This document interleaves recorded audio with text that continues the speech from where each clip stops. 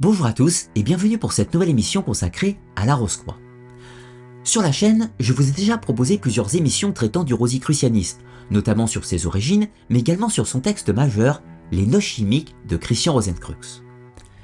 Mais aujourd'hui, nous partons à la découverte d'une fraternité ésotérique bien particulière, à savoir l'ancien et mystique Ordre de la Rose-Croix. Une organisation née au début du XXe siècle et fondée par un Américain, Harvey Spencer Lewis. Mais, pour en parler, je vais recevoir Serge Toussaint, qui est le grand maître de la morgue pour la juridiction française. Alors, lui-même est l'auteur de nombreux livres sur la tradition rosicrucienne, et dans cette émission, nous allons échanger avec lui sur l'histoire de l'ordre, sa philosophie, ainsi que sur le processus initiatique et ésotérique proposé par l'ancien et mystique Ordre de la Rose-Croix. Alors, n'attendons pas plus et je vous souhaite une belle découverte. Bonjour Monsieur Serge Toussaint, comment allez-vous? Bonjour, je vais très bien, j'espère que vous aussi. Eh bien écoutez, ça va très bien. Je vous remercie tout d'abord très chaleureusement d'avoir accepté cet entretien. J'aime bien sur la Web TV proposer de temps en temps des interviews de personnalités, on va dire, du monde ésotérique ou historique. Ça a plusieurs avantages au niveau de mon public. Dans le cadre de mes émissions classiques, je produis des émissions historiques, assez neutre sur les différents sujets afin que mes auditeurs puissent avoir un panel, on va dire, d'études sur tous les sujets ésotériques qui nous passionnent. Mais de temps en temps, il me semble important de faire intervenir les acteurs directement de ces différentes traditions afin que, encore une fois, mes auditeurs puissent s'immerger un peu plus dans le sujet. Alors, j'ai déjà reçu sur la chaîne plusieurs intervenants de la franc-maçonnerie, du martinisme ou autres traditions. Et là, c'était l'occasion de parler de l'ordre ancien et mystique de la Rose-Croix. Et pour cela, il n'y avait pas de meilleur intervenant que vous, d'où je m'étais permis de vous contacter et vous avez accepté, donc c'est un plaisir de vous recevoir aujourd'hui. Merci beaucoup. Alors, tout d'abord, pour entrer dans le vif de notre sujet, est-ce que vous pouvez, pour nos auditeurs, un petit peu vous présenter comment en êtes-vous arrivé au rosicrucianisme et comment en êtes-vous arrivé à devenir le grand maître de la morgue, donc l'ancien et mystique Ordre de la Rose-Croix, pour la France et la francophonie? Alors, je n'ai pas vraiment l'habitude de parler de moi, mais puisque vous me demandez, je suis né dans un petit village de Normandie. J'ai eu une vie tout à fait simple. Je suis allé à l'école primaire communale, ensuite au CES, ensuite terminale, donc j'ai fait seconde, première, terminale C, plutôt scientifique. Et puis après, j'ai passé le concours d'entrée à l'école normale et je suis devenu instituteur. Et c'est à l'école normale que j'ai rencontré un jeune normalien, lui aussi, qui était déjà membre de la MORC. Et puis il a vu que je m'intéressais à certains sujets comme l'Égypte, les philosophes de la Grèce antique, enfin des sujets que l'on dit ésotériques, mystiques, philosophiques. Et donc petit à petit, il m'a parlé de l'ordre de la Rose-Croix. C'était en 1977 et ça m'a plu et donc je suis devenu membre de cet ordre. D'accord, donc c'était vraiment... Et je le suis toujours. Mais oui, mais du coup, c'est vraiment une aspiration spirituelle, philosophique qui vous a conduit vers la mort quand même au départ. Oui, parce que quand j'étais enfant déjà, mes parents me disaient, j'ai eu la chance d'avoir des parents extrêmement gentils, et donc il y avait un dialogue avec eux et je leur posais beaucoup de questions et me disaient-ils des questions souvent sur l'univers, sur le sens de la vie, sur la nature, bien sûr sur ce grand mystère qu'est la mort. Et donc je pense que petit j'avais des aspirations mystiques, mais c'était très très évasif. Et donc, il y avait ce cheminement en moi, ce qui fait que lorsque j'ai rencontré ce rosicrucien qui m'a parlé justement mysticisme, j'ai senti que c'était ma voie. Et puis en plus, arrivé à l'adolescence et après, je cherchais vraiment une fraternité, c'est-à-dire je me disais qu'il doit y avoir en ce monde une fraternité, un mouvement, je ne sais pas comment l'appeler, où il y aurait des hommes, des femmes, des juifs, des bouddhistes, des chrétiens, des africains, des asiatiques, des européens, peu importe les opinions politiques. Je recherchais cette espèce d'esprit d'universalité et je l'ai trouvé effectivement dans l'ordre de la Rose-Croix. D'accord. Et justement, dans ce parcours, c'est-à-dire que vous êtes rentré en tant que simplement, mais aujourd'hui vous êtes le grand maître donc pour la France et la francophonie. Comment vous en êtes arrivé à ce cheminement un petit peu? Alors écoutez, on pourrait peut-être dire que c'est par hasard, si le hasard existe. Disons que je suis donc entré dans la MORC en 1977 et en 1984, le responsable de l'époque avait besoin de quelqu'un qui puisse venir l'assister dans son travail, ou tout du moins travailler à ses côtés parmi les autres personnes. Il me connaissait, il savait que j'étais enseignant à l'époque, et donc il m'a proposé de venir travailler au siège de l'Ordre de la Rose-Croix, donc c'est en Normandie, on appelle ça la Grande Loge, et donc j'ai pris une disponibilité, et puis ça a duré 1 an, 2 ans, 3 ans, et finalement je suis resté. Et évidemment qu'à cette époque, jamais je n'aurais pu penser que je deviendrais grand maître, je n'y aspirais même pas du tout. Et puis il a fallu à un moment donné donc un autre grand maître soit nommé, et donc j'ai été nommé et élu. Alors ce sont des mandats renouvelables de 5 ans, et donc depuis 1993, puisque c'est à ce moment-là que j'ai commencé pour la première fois mon premier mandat de grand maître, eh bien j'ai été réélu jusqu'à présent. D'accord, donc ça fait une certaine charge, et ce depuis un certain nombre d'années que vous avez en responsabilité. Alors justement, pour comprendre un petit peu, si la franc-maçonnerie est bien connue dans le paysage, l'ancien et mystique Ordre de la Rose-Croix l'est un petit peu moins. Quelle est la place de la Morque dans le paysage ésotérique français et même mondial plus largement? Écoutez, d'une manière générale, je pense que dans le domaine de l'ésotérisme initiatique, je pense qu'il faut ajouter, il y a de nos jours 3 grandes organisations que vous connaissez. C'est la franc-maçonnerie avec différentes obédiences, c'est la Rose-Croix avec 1 ou 2 mouvements qui se réfèrent à cette appellation, et puis bien sûr c'est le martinisme. Donc dans le paysage ésotérique initiatique, je pense que on peut citer ces 3 organisations. D'accord, oui, je suis parfaitement d'accord. C'est vrai que si on reste dans le cadre de l'ésotérisme occidental, si plus Oui, précisément quand occidental. même, on va avoir ces 3 grands courants qui ont des rapports, hein. On aura l'occasion de changer un petit peu sur la question au cours de notre entretien. La première chose, j'aimerais qu'on fasse un petit point historique pour voir un petit peu d'où vient la Morque, comment ça a commencé cette histoire, quelles sont ses références, quels sont ses liens historiques ou symboliques. La première chose, c'est quelle est son origine réelle? La Morque, ça vient d'où concrètement? Même plus largement, quand je dis la Morque, en fait, la Rose-Croix. D'où vient la Rose-Croix? Est-ce que ça puise ses origines dans l'Antiquité, dans le monde médiéval? Est-ce que c'est des liens historiques, des liens symboliques? Alors, sur le plan purement historique, l'ordre de la Rose-Croix remonte au tout début du XVIIe siècle, avec la publication de 3 manifestes connus de tous les ésotéristes, la Fama Fraternitatis en 1614, les noces chimiques en 1615 et les noces alchimiques de Christian Rosenkreuz en 1616. Et quelques années plus tard, les Rose-Croix de l'époque ont placardé dans les rues de Paris une mystérieuse affiche qui disait « Nous, députés du collège principal de la Rose-Croix, faisons séjour visible et invisible dans cette ville par la grâce du Très-Haut vers lequel se tourne le cœur des justes, etc. » Et là, on peut dire que l'ordre de la Rose-Croix s'est fait connaître dans toute l'Europe, principalement en Angleterre, en France, en Allemagne, de la part non seulement des érudits de l'époque, mais également du grand public, qui bien sûr n'y attachait pas une grande importance. Je parle du grand public. Ça, c'est sur le plan purement historique. Mais sur le plan traditionnel, la tradition rosicrucienne, la tradition Rose-Croix, remonte aux écoles de mystère de l'Égypte antique. Il est reconnu maintenant par la plupart des égyptologues qu'il existait des écoles de mystère, c'est-à-dire, comme leur nom l'indique, des écoles dans lesquelles on étudiait les mystères de l'univers, de la nature, de l'homme lui-même.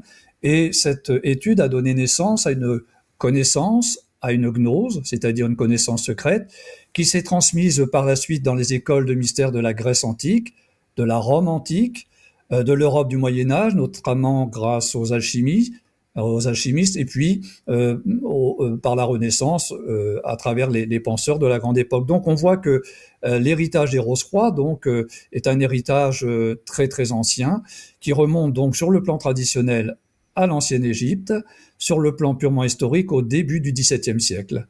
Et donc les Rose-Croix de cette époque-là ont hérité en partie donc de cette connaissance. Ils ne sont pas les seuls, naturellement. D'accord. Donc en fait, on n'est pas vraiment sur une filiation historique de fraternité en fraternité, mais le concept de la tradition rosicrucienne a été connu, peut-on dire, sous d'autres noms, sous d'autres appellations au cours du temps. Culte à mystère, Oui, tradition peut-être hermétisme, alchimiste, renaissance, etc. Et donc, encore une fois, des véhicules différents, mais qui sont le chemin d'une tradition symbolique qui s'est perpétuée. oui, c'est ça. Alors, je crois que la première fois que le terme Rose-Croix a été employé, c'est au tout début du XVIIe siècle, mais certaines recherches actuelles semblent laisser supposer qu'il a été employé même un peu avant, peut-être même au XVe, XVIe siècle. Mais ça, on est en train de faire des recherches sur le sujet. Mais vous avez raison, c'est plus un courant de connaissances, un courant de pensée, un courant de sagesse qui s'est perpétué à travers des organisations différentes, ayant un nom différent à une époque différente. Et donc au XVIIe siècle, eh bien, pour ce qui concerne les Rose-Croix, cette fraternité s'est fait connaître sous le nom d'ailleurs de Fraternité rosicrucienne ou Fraternité des Rose-Croix. D'accord, oui.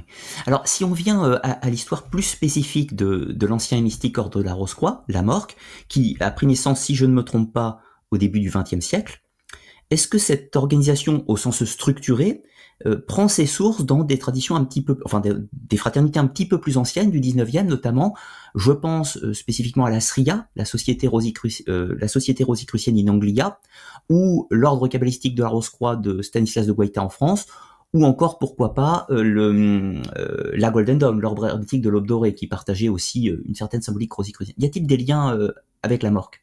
Alors, à ma connaissance, non. Ce que nous savons, c'est que l'ordre de la Rose-Croix a été fondé par Harvey Spencer Lewis, un ésotériste américain, qui est venu pour cela donc en 1909 à Toulouse et qui aurait rencontré des Rose-Croix. On ne sait pas exactement de quel courant, il faut être honnête, on a fait des recherches sur le sujet. On continue à en faire. Il y a un livre d'ailleurs, Rose-Croix et Mystère, qui relate ce périple de Harvey Spencer Lewis en France, notamment à Toulouse. On a dans nos archives, d'ailleurs j'espère qu'un jour vous viendrez nous visiter, on a à peu près 40 000 livres, on a un fonds archivistique très important au niveau de l'ordre de la Rose-Croix, plus encore au niveau du martinisme. Enfin bref, dans nos archives, on a une lettre notamment que Harvey Spencer Lewis donc adresse à son épouse depuis Toulouse en 1909. Il y a un descriptif également d'un château dans lequel il aurait rencontré les Rose-Croix de l'époque, dans lequel il aurait reçu son initiation. Il serait revenu de Toulouse avec des manuscrits, avec des chartes, avec des documents. On en a encore quelques-uns, mais très très peu, il faut le reconnaître.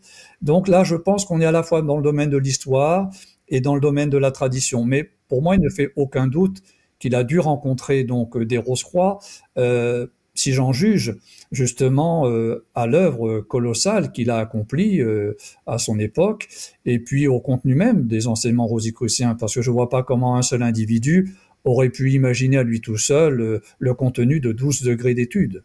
Oui, tout à fait, je vous rejoins dans cette pensée. Alors, petite digression très rapide. Il se trouve que dans le parcours de Spencer Lewis en France, il aurait été en contact avec un personnage qui s'appelait Clovis Lassalle, si vous aviez déjà vu ce personnage, qui était un photographe qui vivait en Occitanie. Et il se trouve que Clovis Lassalle était un proche, ou du moins une connaissance, de l'abbé Béranger Saunière, le fameux trésor d'Aureil-le-Château dans l'histoire. Alors évidemment, on est dans une nébuleuse historique extrêmement complexe, mais c'est intéressant ce personnage de Clovis Lassalle qui connaissait le curé Béranger Saunière et qui aurait été le contact de Spencer Lewis en France en l'occurrence. Alors, la recherche Ça, c'est est ouverte. tout à fait vrai. D'ailleurs, ça figure dans le livre dont je vous ai parlé, qui fait référence, et ce que vous venez de dire est tout à fait vrai à nos yeux, oui. Comme quoi, il existe encore de nombreuses énigmes autour de tout ça. Ah oui, et Alors, tant mieux, et tant mieux, et tant oui, mieux. tant mieux, bien sûr, c'est ce qui rend la chose captivante. Ah, Alors, bien pour sûr. parler un petit peu plus de l'actualité de la Morque, l'ancien mystique ordre de la Rose-Croix, aujourd'hui, dans le paysage actuel, est-ce que la Morque se présente comme un ordre initiatique, à vocation mystique, philosophique, sociétale? Quelle est sa mission dans la société actuelle, dans le monde moderne? Comment elle se place-t-elle? Bah, en fait, les qualificatifs que vous venez d'employer conviennent à la mort, puisque c'est l'ancien et mystique ordre de la Rose-Croix. Alors le mot mysticisme ou mystique n'est pas péjoratif à nos yeux. Parfois, quand on dit ce sont des mystiques, on a le sentiment qu'on parle de doux rêveurs, de gens qui n'ont aucune conscience de la réalité des choses. C'est pas du tout le cas des Rosicruciens. En réalité, mais vous le savez, le mot mysticisme vient du mot grec mystikos, qui veut dire relatif au mystère, étude des mystères de l'existence, des mystères dont j'ai parlé tout à l'heure à propos des écoles de mystères de l'Égypte antique. Donc c'est un ordre mystique, effectivement, parce qu'à travers ses enseignements, eh bien, il va proposer une étude des mystères. On pourra peut-être en parler tout à l'heure, de quel mystère il s'agit. Ça, je pense qu'on aura l'occasion d'y revenir. Alors, initiatique, oui, parce que autrefois, l'enseignement rosicrucien était perpétué d'une manière purement orale, de bouche à oreille, dans des lieux tenus secrets. Parce qu'à l'époque, le secret était une nécessité pour préserver les membres des persécutions religieuses et politiques. Ça, vous savez ce qu'il en est de l'Inquisition et autres méfaits de ce genre-là. Donc, la connaissance était purement orale. Et il y avait des degrés d'initiation, donc ça se passait en quelque sorte de maître à disciple. Et puis, quand Harvey Spencer Lewis a fondé la Morque, eh bien, il a bien structuré l'enseignement de l'ordre en 12 degrés. Donc, de nos jours, l'enseignement de la Morque s'échelonne sur 12 degrés. Et chaque degré va traiter de thèmes philosophiques, mystiques, ésotériques, symboliques, majeurs. Et pour passer d'un degré à l'autre, il y a des initiations. Alors, ces initiations dans la Morque, on peut les passer de deux manières, où on se rend dans une loge de l'ordre.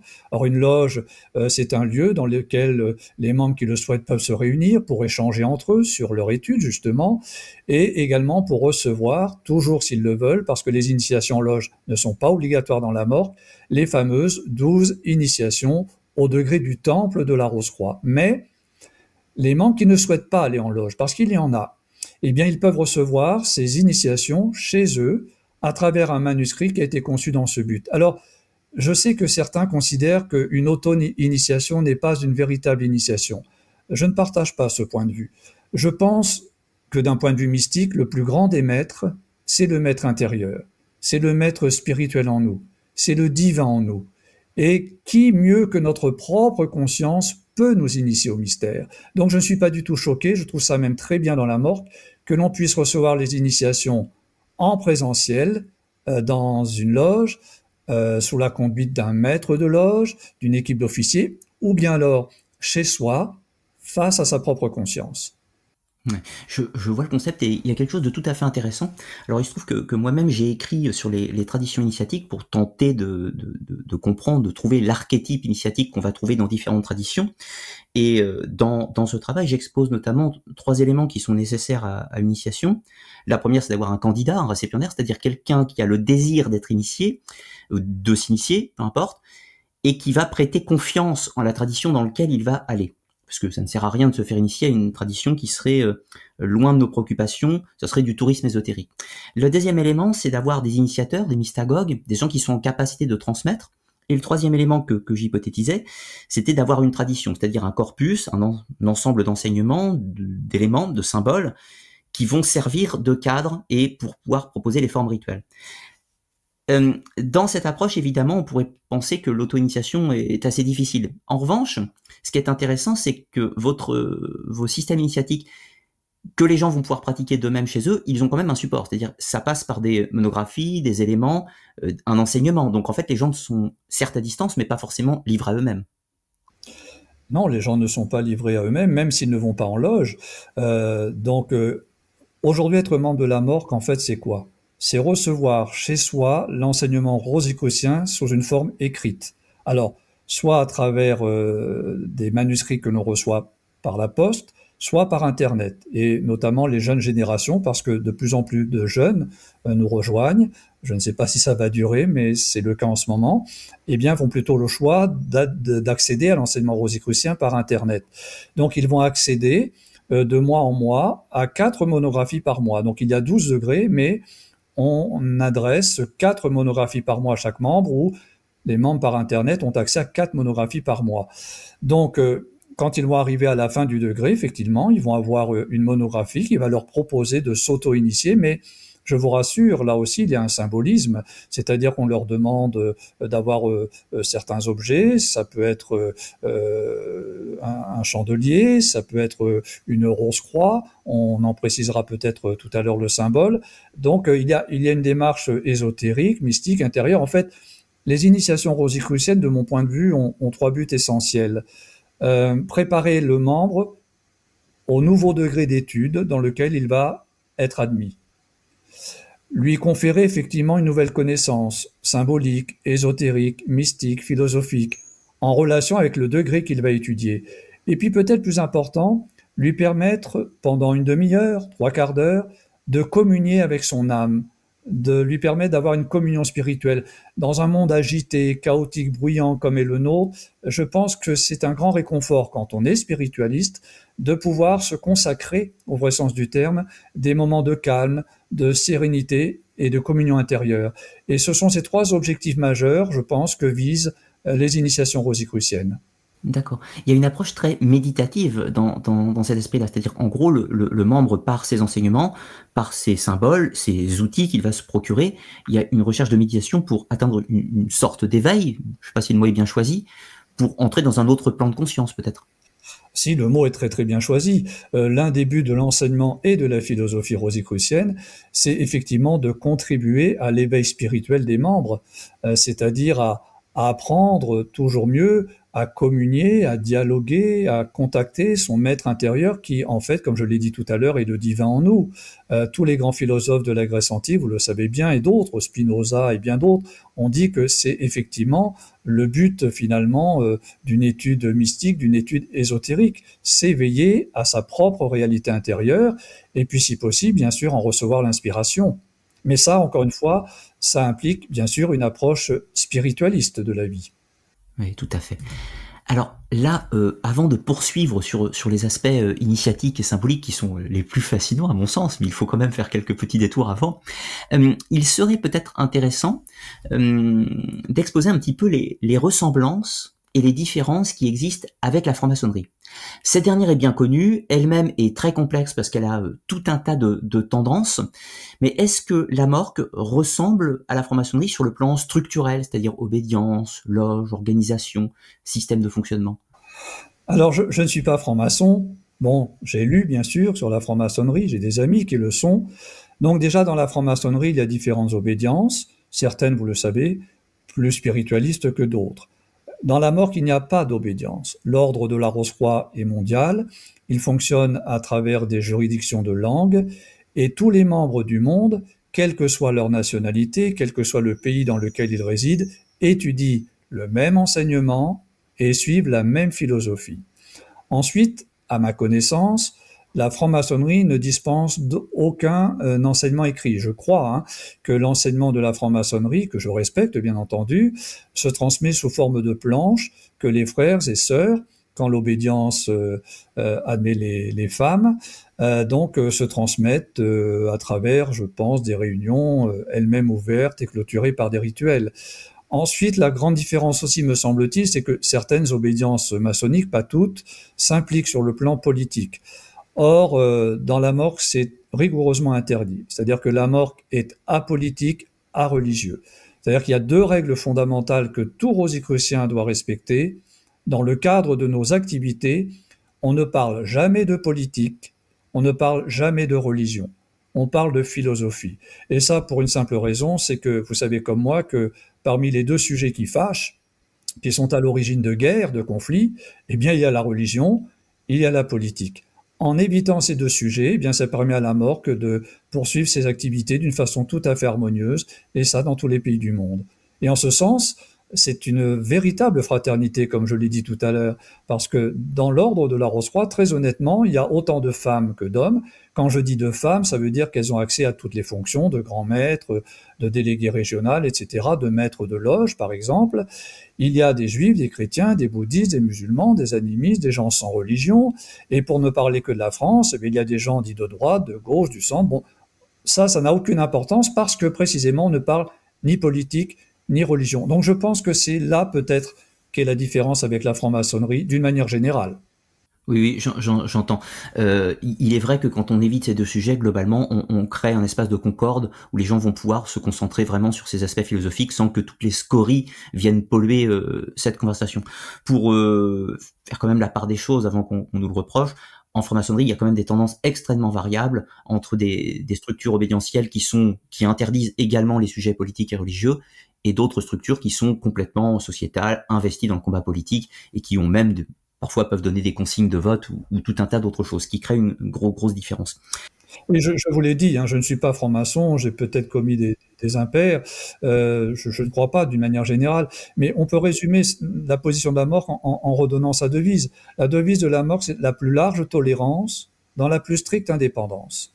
Donc la Morque essaye d'exprimer la tolérance à l'égard de tous les mouvements qui eux-mêmes évidemment se comportent d'une façon digne et respectable, mais en toute indépendance, c'est-à-dire que la mort ne dépend d'aucune religion, d'aucun parti politique, d'aucune mouvance, quelle qu'elle soit. Et pour nous, c'est très très important, cette notion d'indépendance, de liberté. C'est la liberté, oui. Alors, au-delà de la franc-maçonnerie et de cette liberté qu'a la Morgue, au-delà de ça, est-ce qu'elle entretient néanmoins des relations, des contacts, des échanges avec d'autres structures ésotériques ou courants ésotériques?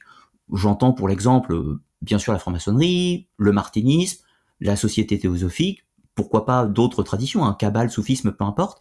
Y a-t-il des échanges, des moments où des gens d'une autre tradition vont faire quelque chose avec vous, vous allez les voir, des réunions communes, etc. Y a-t-il des choses qui se passent en ce sens?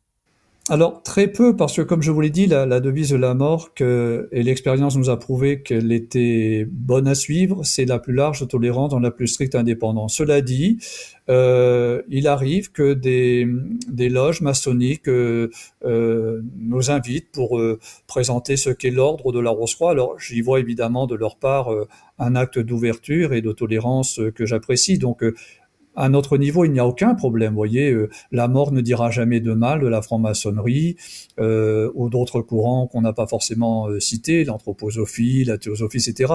On ne juge pas, on respecte, bien entendu. Mais des échanges, honnêtement, il y en a peu, sauf évidemment avec l'ordre martiniste traditionnel, puisque la Morgue parraine depuis le début du XXe siècle l'ordre martiniste traditionnel, mais peut-être qu'on aura l'occasion d'en parler si vous le souhaitez. On va avoir l'occasion de reparler un petit peu du martinisme. Par contre, ça c'est intéressant puisque ça veut dire que vous avez par exemple des membres de la Morgue, donc des Rosicruciens, qui sont également martinistes en même temps. Et au-delà de ça, il n'y a pas d'interdit, c'est-à-dire sur les voies individuelles de chacun. Si quelqu'un demain vient candidater chez vous et qu'il est par exemple déjà franc-maçon, eh bien il n'aura pas de difficulté à aller chez vous par exemple.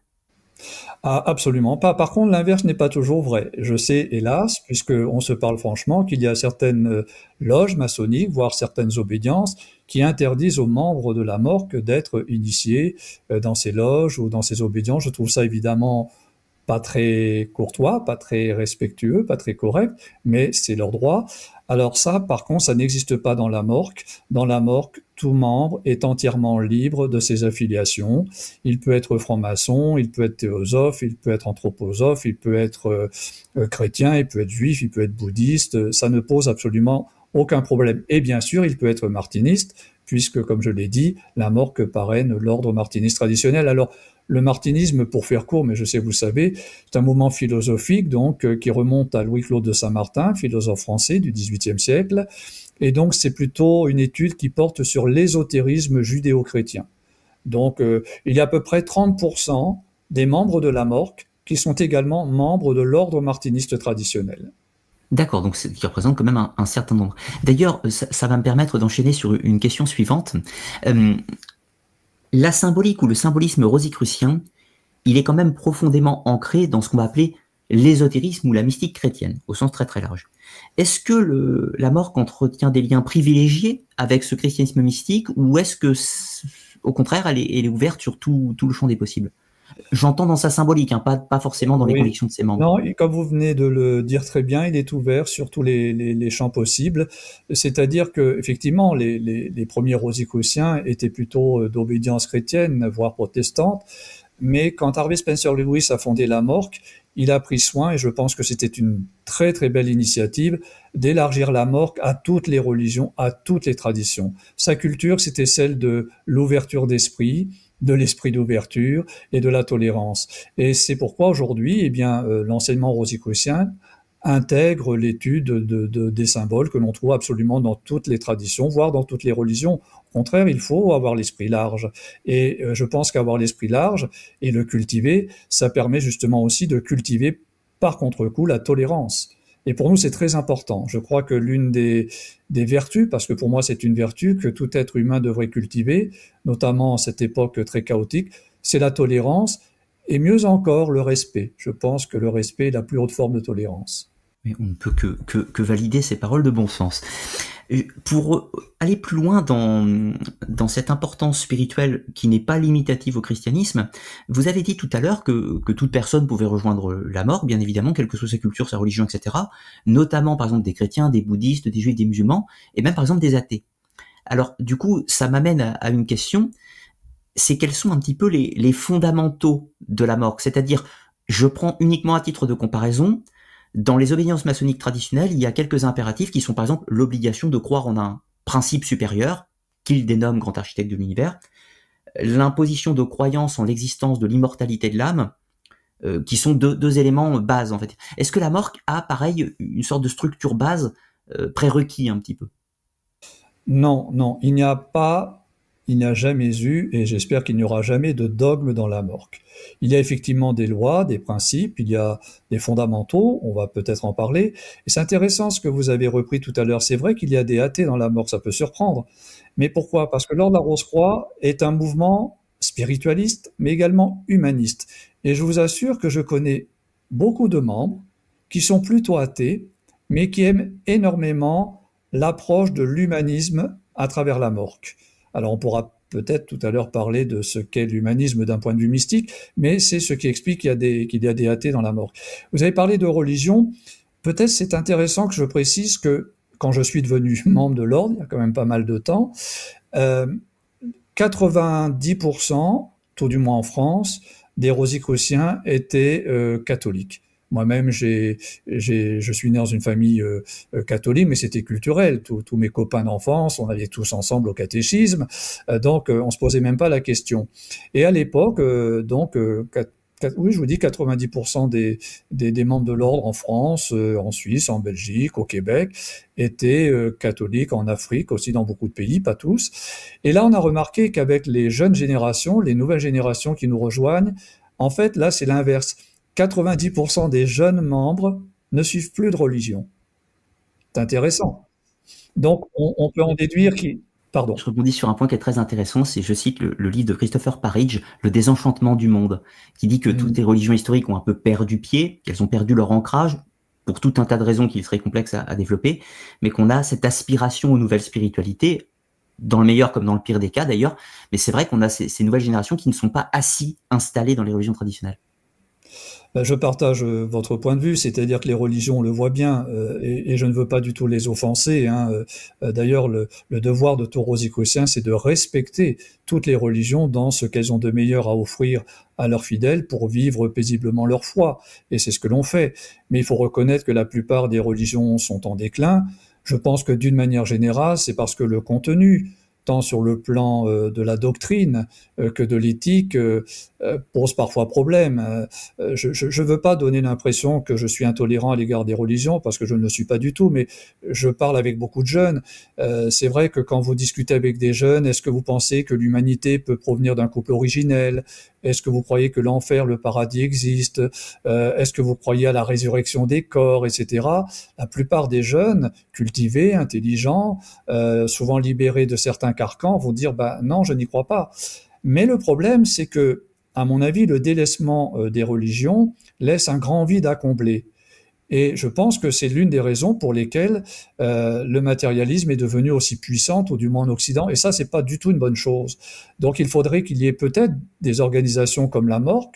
La MORC n'est pas la seule, et ce ne serait pas bien d'ailleurs que la MORC soit la seule, mais qu'il y ait un mouvement pour réinstaurer un peu de spiritualité. Parce que personnellement, je fais une grande différence entre la religiosité, qui est le domaine des religions, qui est du domaine de la croyance, et la spiritualité, qui est du domaine des mouvements ésotériques et qui est du domaine, par extension, de la connaissance. Et je pense que le moment est venu pour l'humanité de passer donc de la croyance à la connaissance. Parce que croire en Dieu, ça ne rend pas forcément meilleur, et croire en Dieu, ça ne rend pas forcément plus heureux. Il y a des milliards de fidèles, de croyants de toute religion, qui sont malheureux, et qui n'ont pas de comportement si respectable que ça, vous voyez. Donc, je crois qu'il faut, et je crois qu'on est dans cette période, parce que je pense que l'être humain, de toute façon, est spiritualiste de nature. Je crois profondément qu'il y a en nous une dimension spirituelle qui a besoin de nourriture spirituelle. Donc, je pense que la spiritualité est un besoin, et que les êtres humains auront toujours besoin d'assouvir ce besoin. Et donc, il faut absolument que l'on renoue d'une manière générale avec la spiritualité, mais une spiritualité non dogmatique, si possible universelle. Oui, encore une fois, je partage complètement votre approche. En ajoutant juste un mot sur les religions historiques, je pense qu'il y a un côté de déconnexion du réel, problème aussi du passif historique qui a pu évidemment miner un petit peu les positions, et les dogmes face aux avancées scientifiques qui rendent complexe. Alors que la spiritualité, comme vous l'avez très bien dit, est beaucoup plus libre. C'est une démarche, et qui, de ce fait, une démarche, ce n'est pas assis et figé, c'est en mouvement, et donc en évolution. Mais ça m'amène à une question par rapport à ce que vous avez développé. Le but de la morgue au sens global, si j'ai bien compris, c'est d'amener les gens vers une découverte d'eux-mêmes, de leur divinité intérieure, de l'esprit sacré qui est au-delà de cette compréhension, de leur offrir des outils pour y aller. Mais est-ce que la morgue a une vision globale, c'est au sens un peu comme avait la théosophie ou l'anthroposophie, par exemple, une perception? Je pense que l'ordre de la Rose-Croix poursuit 3 buts majeurs à travers ses membres. Leur permettre, premièrement, de mieux se connaître eux-mêmes. Connais-toi toi-même, évidemment, vous connaissez l'adage. Deuxièmement, de mieux comprendre le sens profond de l'existence. Et troisièmement, de mieux maîtriser leur vie, c'est-à-dire de donner à leur vie l'orientation qu'ils souhaitent. Et ça se fait à travers l'enseignement et la philosophie. Alors maintenant, vous me parlez de postulats. Un rosicrucien va partir du principe, je pense, que la vie a un sens. Je dis je pense parce qu'il n'y a pas de dogme dans la morgue, et dès le début des enseignements, on demande aux membres d'être toujours un vivant point d'interrogation par rapport à ce qu'il va étudier. C'est vous dire si la morgue est adogmatique. Mais en général, ceux qui nous rejoignent, c'est parce qu'ils veulent mener une quête de sens. C'est-à-dire, ils se disent, bon, la vie, est-ce qu'elle se limite à se lever le matin, aller travailler dans des conditions plus ou moins heureuses, plus ou moins favorables, plus ou moins agréables, plus ou moins épanouissantes, et puis on rentre le soir, et puis on recommence le lendemain, et c'est comme ça toute une vie jusqu'à ce que la vie se termine. Donc la plupart de ceux et de celles qui nous rejoignent, toutes générations confondues, le mettent, je deviens rosicrucien, rosicrucienne, parce que je veux mener une quête de sens, je veux mieux comprendre le sens de la vie. Donc ça, c'est ce que l'on essaye de faire à travers, encore une fois, la philosophie, l'enseignement de l'ordre. Disons, pour résumer, vous voyez, nous pensons que si nous sommes sur Terre, c'est pour nous éveiller spirituellement, et pour être encore plus précis, c'est comme l'ont dit quasiment tous les grands philosophes, tous les grands penseurs, pour atteindre l'état de sagesse. D'ailleurs, le mot philosophie, vous savez comme moi, au sens étymologique du terme, veut dire amoureux de la sagesse. Et on doit ce terme à Pythagore. Pythagore, à l'époque, c'était une preuve de sa part d'une grande humilité. Ses disciples, c'est ce qu'on rapporte, avaient l'habitude de l'appeler maître. Et un jour, il leur aurait dit, non, je ne suis pas un maître, je ne suis pas un sage. Je suis un amoureux de la sagesse. Et ça donnait naissance au mot philosophie. Donc les rosicruciens sont des philosophes, pas au sens universitaire, académique, scolaire du terme, mais au sens étymologique. Alors évidemment, vous allez me dire, oui, mais c'est quoi la sagesse? Bien, d'un point de vue rosicrucien, la sagesse, c'est un état de conscience. C'est l'état de conscience de tout être humain, quel qu'il soit, qui a éveillé les plus belles vertus que l'on attribue à l'âme humaine dans ce qu'elle a de plus divin. Autrement dit, pour nous, quelqu'un de sage, c'est quelqu'un qui serait parvenu à acquérir l'humilité, l'intégrité, la bienveillance, la tolérance, la non-violence, l'altruisme, la compassion, etc. Tout un catalogue, entre guillemets, de vertus. Socrate, d'ailleurs, le disait quand il parlait de son éthique. Pour lui, l'éthique, c'était ça. C'était l'éveil des vertus qu'il attribuait à l'âme dans ce qu'elle a de plus divin. Alors, d'un point de vue rosicrucien, on pense que c'est le but fondamental que nous poursuivons tous. S'éveiller à notre intériorité et par là même s'éveiller à la sagesse qui est en nous. Platon disait la même chose. Platon disait, vous n'avez rien à apprendre, vous avez tout à réapprendre, ce n'est pas la même chose. Et évidemment, vous pourriez me dire, c'est ce qu'on me dit en conférence, comment voulez-vous qu'un être humain, en une seule vie, puisse prétendre accéder à la sagesse, c'est-à-dire être bienveillant, tolérant, non violent, intègre? Alors là, on a une solution qui n'est pas dogmatique, c'est de dire, effectivement, vous avez raison, c'est pour ça que la plupart des rosicruciens adhèrent à la réincarnation. C'est-à-dire que de vie en vie, on va éveiller toujours plus ces fameuses vertus spirituelles, et donc, de vie en vie, on va s'approcher toujours davantage de ce but qu'est la sagesse. D'accord, je vois l'idée. Et encore une fois, c'est une posture qui ne serait pas forcément partagée par tous les membres, du coup, si j'ai bien compris. Chacun a sa propre sensibilité. Totalement, il y a des membres de la mort qui n'adhèrent pas à la réincarnation, mais je pense, hein, j'ai jamais fait sondage, je pense que quasiment tous les membres de l'ordre pensent que le but fondamental de l'être humain, c'est de devenir plus sage dans son comportement. Écoutez, quand on voit l'état du monde, il faut bien reconnaître que l'état du monde, il ne doit rien au hasard, il le doit au comportement des humains. Et si les humains étaient plus sages dans leur comportement et dans leur jugement, je pense que vous êtes d'accord pour dire que le monde irait infiniment mieux. Donc la quête de sagesse ne peut apporter que du bien, que du bonheur aux hommes. Je partage complètement. Quelques points qui sont intéressants par rapport à vos réponses, c'est notamment le regard que portent les religions historiques sur la mort. J'entends principalement, puisque nous sommes en France, l'Église catholique, mais ça ne se limiterait pas à elle dans l'absolu. Quel regard l'Église catholique un peu précisément, porte sur la mort? Est-ce qu'elle vous considère très très négativement, comme la franc-maçonnerie, ou est-ce qu'au contraire, il y a une sorte de respect mutuel? Écoutez, je pense que ça dépend des catholiques en question, des Je parlais fidèles de eux-mêmes, et puis des l'institution, hein. autorités. Je parle pas des Alors cathos, ouais. L'institution. l'institution, je ne sais pas. Je sais qu'il y a des représentants dans la hiérarchie catholique qui ont tendance à critiquer la morgue, parce que la morgue, effectivement, ne va pas forcément donc enseigner ce que l'Église catholique enseigne. J'ai pris un exemple tout à l'heure, la réincarnation. Bon, effectivement, on va reprocher aux Rosicruciens d'enseigner la réincarnation plutôt que la résurrection. Le problème, c'est que les chrétiens concernés ignorent que les premiers chrétiens adhéraient non pas à la résurrection, mais à la réincarnation.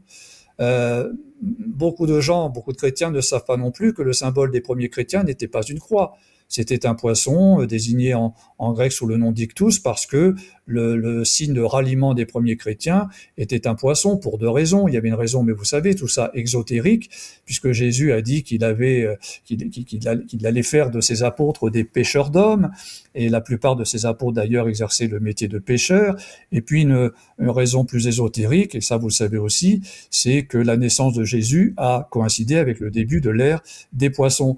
Alors, donc, beaucoup de chrétiens ignorent tout ça, et comme ils l'ignorent, eh bien, on va dire, les Rosicruciens disent n'importe quoi, racontent n'importe quoi. Je trouve ça dommage. D'ailleurs, à propos de la Rose-Croix, ça me permet de lever une confusion. Souvent, les gens pensent que l'ordre de la Rose-Croix est d'obédience chrétienne, voire catholique. Non, c'est faux. D'ailleurs, je viens d'expliquer que le symbole des chrétiens primitifs n'était pas une croix, mais un poisson. Et si j'en viens à la croix de la Rose-Croix, pour nous, la croix dans la Rose-Croix symbolise le corps de tout être humain. Vous aurez remarqué que quand un homme ou une femme, quelle que soit sa nationalité, sa religion, etc., se tient debout, les jambes serrées l'une contre l'autre, les mains, les bras tendus à l'horizontale, eh bien son corps forme une croix. C'est un symbole naturel finalement du corps. Et la rose, bien sûr, la rose rouge au centre de la croix symbolise l'âme humaine dans son aspect épanoui. Donc la rose-croix n'a aucune connotation religieuse et donc aucune connotation chrétienne. Et ça, c'est bien de pouvoir le rappeler. Je vous en remercie. Chose importante d'ailleurs, juste pour le tout petit aspect historique, c'est important de préciser que l'apparition des trois manifestes de la Rose-Croix au début XVIIe sont apparus dans un cadre protestant avec le cercle de Tübingen. Donc déjà de base, il y avait un éloignement du cadre catholique. Au-delà des religions, comment la Rose-Croix, la mort plus précisément, est perçue dans la société? Est-ce que vous avez mauvaise presse, accusée d'être une société secrète qui dissimule des choses, avec les théories du complot qui vous bien, ou est-ce que vous passez plutôt discrètement, sans trop de difficultés? Alors écoutez, depuis une bonne vingtaine d'années, on est plutôt bien perçu. Il y a une vingtaine d'années, vous savez certainement en France notamment, on a laissé entendre que tous les mouvements ésotériques, philosophiques, etc. étaient sinon des sectes, des mouvements sectaires, on faisait la part entre les deux. Bon, tout ça, c'était un peu tout et n'importe quoi. Donc, il y a eu une zone de turbulence. Ça m'a d'ailleurs obligé à faire des démarches. À ce niveau-là, nous avons un excellent dossier de presse que toute personne peut voir sur notre site Internet, avec des attestations, des témoignages, des émissions de radio, des émissions de télévision, des revues philosophiques, ésotériques, et je crois pouvoir dire que l'ordre de la Rose-Croix maintenant est vraiment bien perçu. Vous voyez, là je suis au siège de l'ordre, Eh bien, hier, on a reçu un groupe de marcheurs. Avant-hier, c'était un groupe de personnes handicapées. Il y a des chercheurs qui viennent ici. On travaille en bonne intelligence avec la préfecture, qui nous demande régulièrement de faire visiter le jardin ou le château lui-même. L'Office du tourisme du Neubourg, qui nous envoie des groupes. Donc, je pense qu'on peut dire qu'on est très, très bien intégré. Mais c'est vrai que l'ordre de la Rose-Croix est plutôt discret. Donc, voilà, comme vous l'avez dit, on continue tranquillement notre chemin. Oui, d'ailleurs, pour chose intéressante, avant de préparer cette émission, j'avais regardé un petit peu la presse des 10 dernières années pour voir, et c'est vrai que la Morque n'est pas entachée de scandales réguliers dans les médias. Enfin, vous ne faites pas de bruit, et ce qui est plutôt une bonne chose pour la tranquillité sur cet aspect-là. Oui, et on ne recherche pas non plus la couverture médiatique. Là, j'avais vu vos émissions, je les trouve intelligentes, bien menées. On voit que vous avez un esprit ouvert, ça c'est agréable, c'est ce qu'il faudrait d'ailleurs en ce monde, hein. Et donc c'est pour ça qu'on a accepté de faire une émission. Mais autrement, on est peu médiatisé et on ne recherche pas la médiatisation. Oui, tout à fait. Bah, je vous remercie déjà pour les compliments. Encore une fois, le but de la chaîne et de la web TV, c'est de présenter les traditions, de présenter les grands courants ésotériques en clarté, de façon neutre, afin que les gens puissent les découvrir, se cultiver et cheminer aussi, apprendre une quête de gnose, peut-on dire, pour ceux qui regardent ces émissions. Entrons un peu dans l'aspect qui nous intéresse le plus, c'est-à-dire l'aspect ésotérique. En commençant avec une première question, c'est-à-dire quels sont les grands symboles utilisés dans la morgue pour la communication, mais également pour les aspects rituels peut-être. Qu'est-ce que vous utilisez au-delà de cette croix et de cette rose? Alors, il y a tout un degré où on étudie le symbolisme, évidemment. Bon, le symbolisme des nombres, bien sûr, puisque ça remonte, vous le savez, à Pythagore, hein, qui était très intéressé pour lui, en fait, le nombre était fondamental dans tous les niveaux, dans tous les plans de la création. On rapporte qu'il aurait été le premier à parler du grand architecte de l'univers, parce qu'il avait le sentiment que l'univers est effectivement l'émanation d'une science divine fondée sur la géométrie sacrée, sur les nombres. Donc on étudie effectivement le symbolisme des nombres, et puis le symbolisme des grandes figures traditionnelles. Bon, le point évidemment qui est le début, la croix qui va être le symbole de la dualité, le triangle qui va être le symbole de la loi du triangle. C'est une loi qui énonce, en faisant court, que dès lors que deux conditions de nature opposée sont réunies, elles produisent une manifestation parfaite. Alors dans la mort, par exemple, il y a deux triangles. Il y a un triangle à pointe en bas qui représente une réalisation spirituelle parfaite et un triangle à pointe vers le haut qui va présenter une réalisation matérielle parfaite. Ensuite, on va évidemment étudier le carré. Le carré, c'est le symbole de la stabilité. Le 5 en tant que chiffre, c'est, vous le savez, le symbole de l'être humain. Donc, je ne vais pas tout dévoiler, mais il y a effectivement toute une étude des symboles dans l'un des degrés de l'ordre. D'accord. Alors après, ce qui va évidemment intéresser nos auditeurs, et bien évidemment vous y répondez de la manière qui vous convient sur ce que vous pouvez et ne pouvez pas dire, puisque une bonne partie de nos auditeurs ne sont pas rosicruciens. Lorsque les membres de la morgue décident de suivre les rites d'initiation en loge, c'est-à-dire physiquement, comment ça se passe, grosso modo, un rituel d'élévation, par exemple de premier degré? Alors, donc, comme je vous l'ai dit, désormais, il y a 12 degrés. Chaque degré, donc, est consacré à l'étude de thèmes mystiques, philosophiques, ésotériques. Je ne peux pas les énumérer, mais s'il y a des personnes intéressées, il leur suffira donc de regarder le site de l'ordre et on donne une description générale de ce que l'on étudie dans chacun des degrés.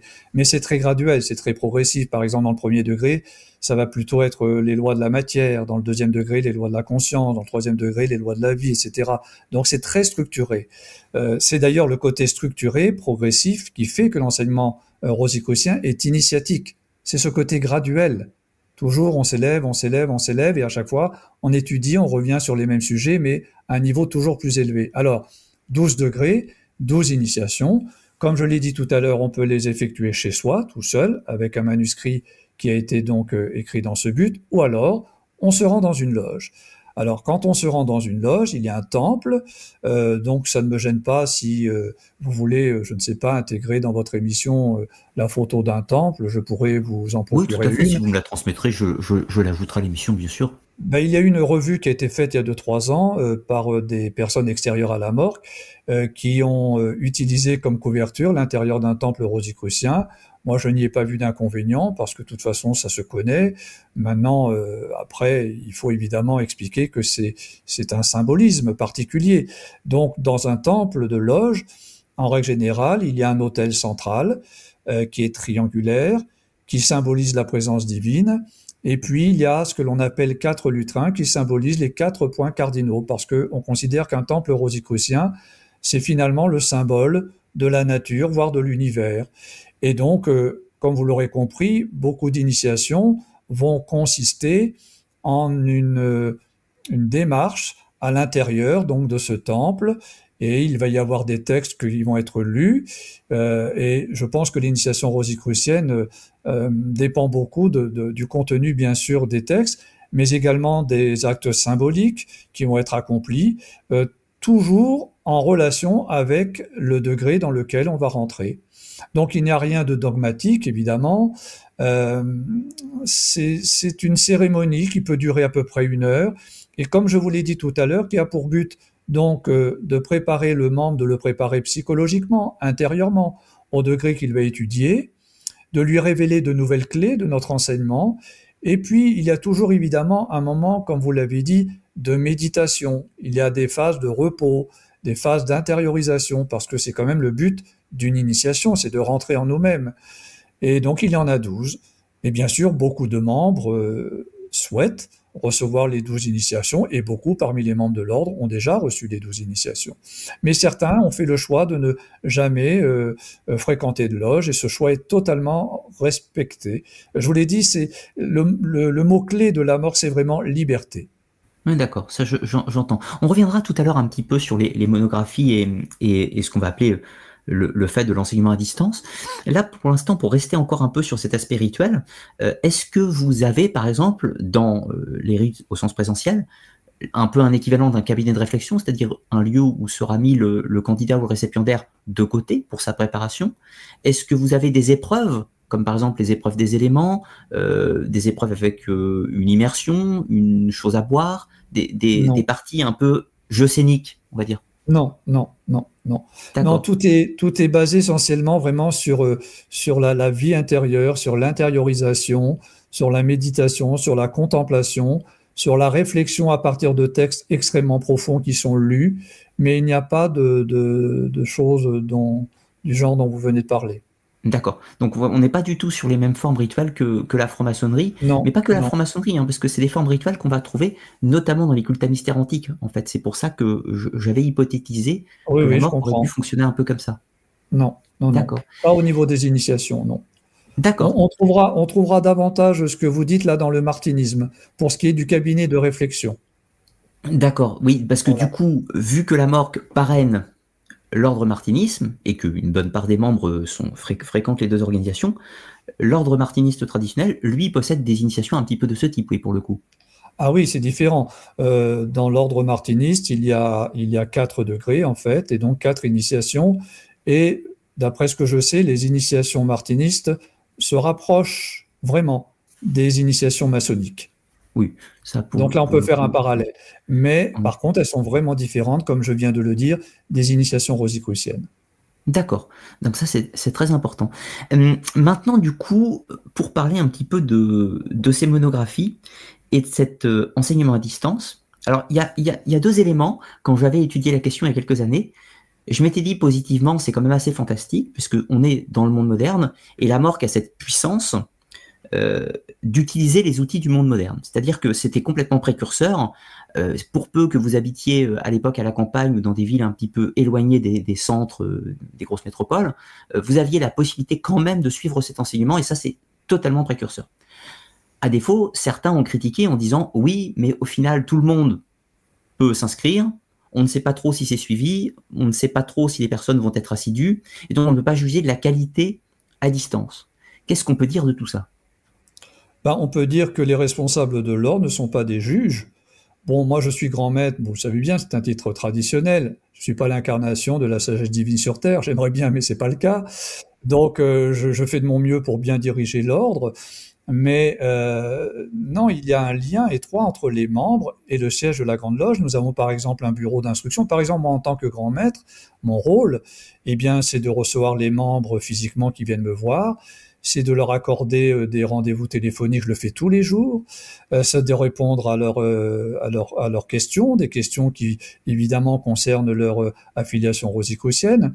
J'ai parlé de bureau d'instruction, il y a effectivement donc des personnes qui sont chargées de répondre, et moi-même j'en fais partie, aux questions que les membres peuvent poser sur l'enseignement et ne sont pas du tout laissés tout seuls dans la nature, bien au contraire, le lien est très fort. Vous savez, on reçoit à peu près entre 400 et 500 lettres courriels par jour. Donc c'est vous dire si la correspondance fonctionne très très bien entre le siège de l'ordre, qui est très structuré. D'ailleurs, si vous le voulez, je serais heureux de vous y accueillir. Vous vous rendrez compte par vous-même. C'est très ordonné, très structuré. Et bien sûr qu'il y a un lien permanent entre le siège de l'ordre et les membres eux-mêmes. Voilà ce que l'on peut dire. Donc non, ils ne sont pas laissés comme ça. Mais par contre, honnêtement, qui sommes-nous? Je parle pour moi, hein, pour mener des enquêtes sur telle personne. Est-ce que c'est pas subjectif? En plus, les gens changent de toute façon, donc ce qui peut être bon à un moment donné peut être mauvais à un autre, et inversement. Maintenant, pour ce qui concerne l'assiduité aux études, il y a à la fin de chaque degré un examen dont les questions portent sur le degré en question. Si le membre a bien étudié, il est capable sans aucun problème d'étudier, de répondre aux questions. Alors, il a le choix, parce que je vous ai beaucoup parlé de liberté. Cet examen, il peut le garder pour lui, face à sa conscience, ou il peut envoyer les réponses à la Grande Loge. Et bien sûr, on lui répond. Et ça risque de vous surprendre, mais c'est chaque membre qui, en son âme et conscience, se donne, s'accorde le droit de continuer à étudier ou pas. C'est quand même original. Il est son propre maître. Donc, je prends le premier degré. Il y a 12 monographies. Le membre, il arrive à la fin. Il y a une vingtaine de questions. S'il a bien étudié, c'est facile, il répond sans aucun problème. S'il a mal étudié, je vais vous dire ce qui se passe. 9 fois sur 10, le membre se dit ah, je vais quand même me donner le droit de continuer, puis je reviendrai plus tard pour réviser. Bon, et alors, ben voilà, il est son propre maître. Et sachant qu'on est toujours là pour répondre à ces questions, et je trouve que c'est très formateur, et je crois que c'est ce qu'il y a de plus efficace dans le genre, de mon point de vue. Oui, je suis assez d'accord avec vous sur ce point. Moi, je pense qu'on n'est pas responsable des choix des individus, c'est-à-dire que les individus décident par eux-mêmes s'ils veulent se donner les moyens pour s'instruire, pour éduquer, pour utiliser le matériel que vous leur envoyez. Donc c'est leur liberté la plus intime et à la limite, il n'y a aucune difficulté avec ça.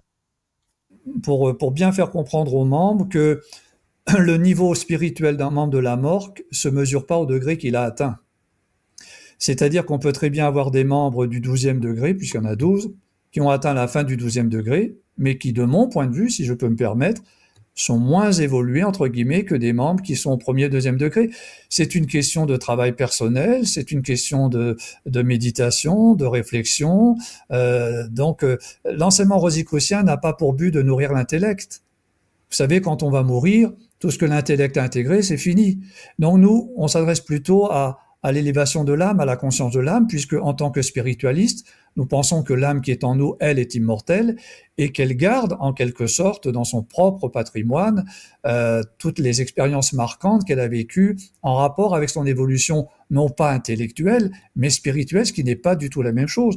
Et vous savez comme moi qu'il y a des gens qui ont des intellects extrêmement brillants et qui sont des personnes peu évoluées au sens où certaines de ces personnes-là manquent considérablement de compassion, d'humanisme, de gentillesse, etc. Vous savez, des penseurs qui ont, comme on dit, des intelligents hors normes, il y en a, mais ça donne pas forcément toujours de bons résultats.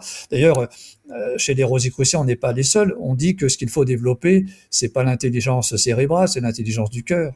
C'est celle-là qui est fondamentale. Des gens doués, hyper diplômés, il y en a plein. On voit ce que ça donne, hein. Oui, non, on est bien d'accord que le but d'une démarche spirituelle ne peut pas se limiter au mental. Vous avez dit, par contre, quelque chose qui m'a beaucoup interpellé tout à l'heure. J'étais pas revenu directement, mais c'est important. Vous avez parlé du bonheur. Alors ça m'a parlé parce que, en gros, vous sous-entendiez l'idée que le but d'un Rosicrucien, c'est d'accéder à une certaine forme de bonheur. Alors là, ça m'intrigue. Je précise tout d'abord, je partage pleinement cette posture. Je pense que le but de l'être humain, c'est d'aspirer à une certaine forme de bonheur, d'harmonie avec son environnement, avec le monde, avec la vie, ce qui amène un bien-être. Pensée très proche des taoïstes, d'ailleurs, sur ce point. Mais ce qui est complètement à contre-courant d'une pensée judéo-chrétienne. Pensée judéo-chrétienne qui est très mortifère et dit qu'on accède au salut par la souffrance, quand même. Et donc, ça m'a intrigué ce que vous disiez par rapport à ça. Alors ça, oui, et je ne partage pas du tout ce point de vue, et je le dis souvent en conférence, c'est vrai que dans la plupart des religions que je respecte, j'insiste, on laisse supposer que pour rentrer dans le royaume des cieux, il faut souffrir, comme si la souffrance était expiatoire et rédemptrice. Je n'adhère absolument pas à ce point de vue. Je pense que c'est même tout l'inverse. C'est que si on peut faire en sorte de ne pas souffrir, eh bien, il ne faut pas s'en priver. Et ça m'étonne toujours parce que, vous voyez, j'ai toujours eu une grande attirance pour le Maître Jésus, mais tel que je le perçois. Pas le Jésus crucifié, pas ce Jésus-là. L'humaniste d'abord. Comme Frédéric Lenoir, je pense que le premier grand humaniste de l'histoire, ça a été Jésus, parce que l'exemple de comportement, de jugement qu'il a donné est absolument, de mon point de vue, extraordinaire. Mais Jésus n'a jamais encouragé à souffrir. D'ailleurs, Jésus a passé une grande partie de son ministère à guérir ceux qui souffraient.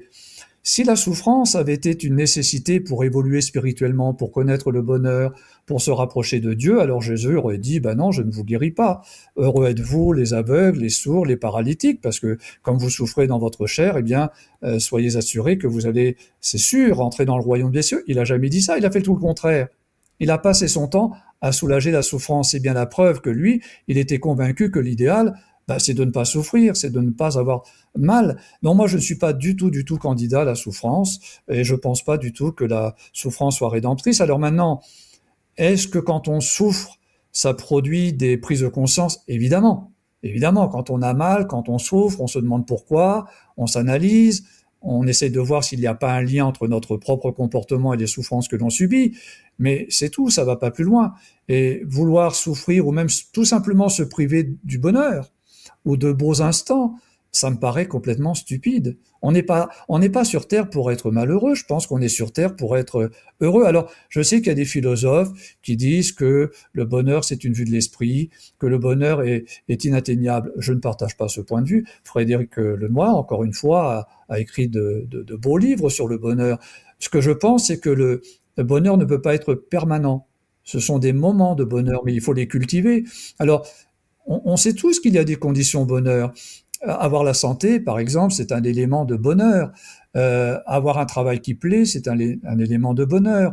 Avoir de l'argent suffisamment, tout du moins pour vivre dans les sociétés modernes, c'est un élément de bonheur. Être aimé, c'est un élément de bonheur. Aimer est un élément de bonheur. Avoir une passion est un élément de bonheur. Mais vous remarquerez qu'il y a des personnes, beaucoup de personnes, qui réunissent tous ces éléments et qui pourtant sont malheureuses.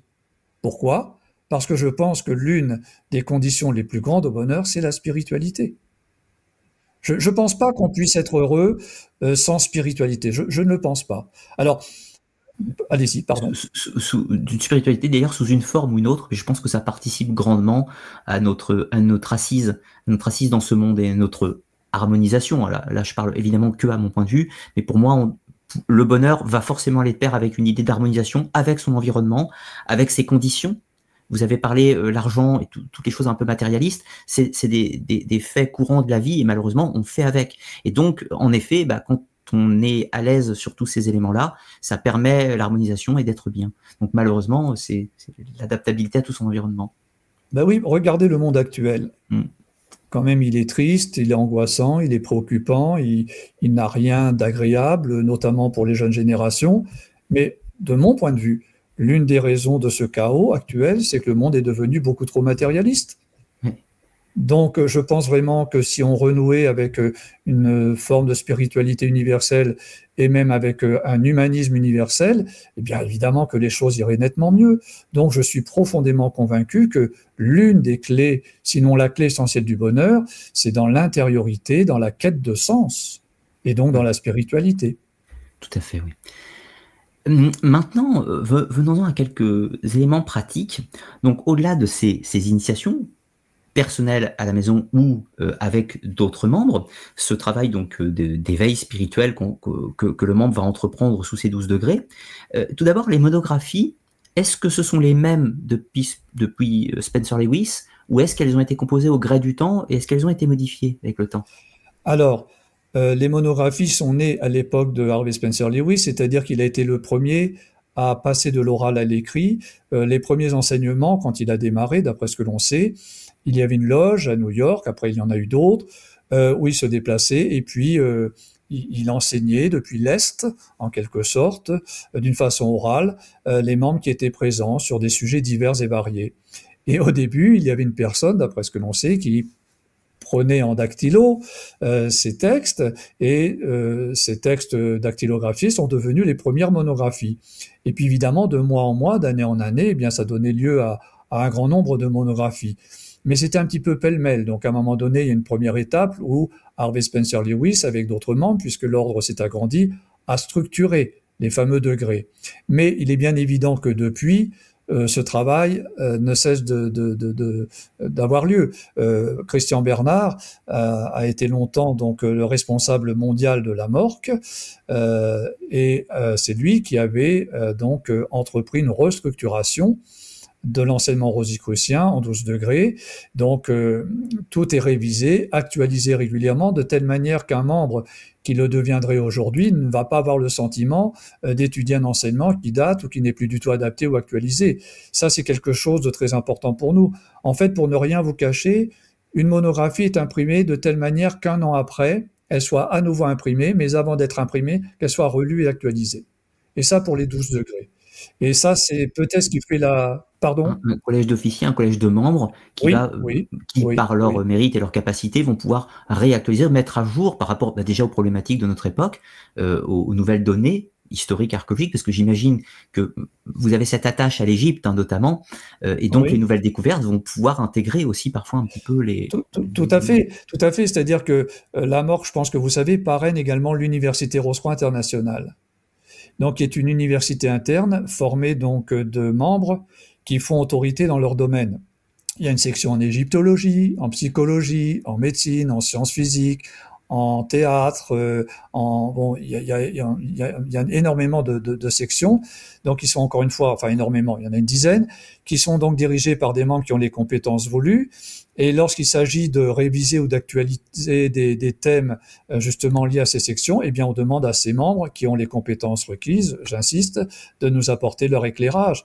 Par contre, vous vous doutez bien que ce qui va être enseigné sur l'âme, sur la conscience, sur les centres psychiques, sur la réincarnation, sur les rêves, sur les grandes traditions, les Esséniens, les Templiers, etc. Bon, bah ça n'a pas besoin d'être actualisé. Donc, en fait, je n'ai jamais cherché à évaluer, mais je pense que 70% de l'enseignement de la mort n'a pas besoin vraiment d'être évalué, parce que c'est des données traditionnelles ésotériques qui ne sont pas prêtes de changer. Puis le 30% qui reste, lui, est régulièrement, bien sûr, actualisé. Le premier degré, par exemple, on étudie les lois de la matière. Et bien évidemment, à chaque fois qu'il y a un atome de plus de découvert, eh bien, on le nomme.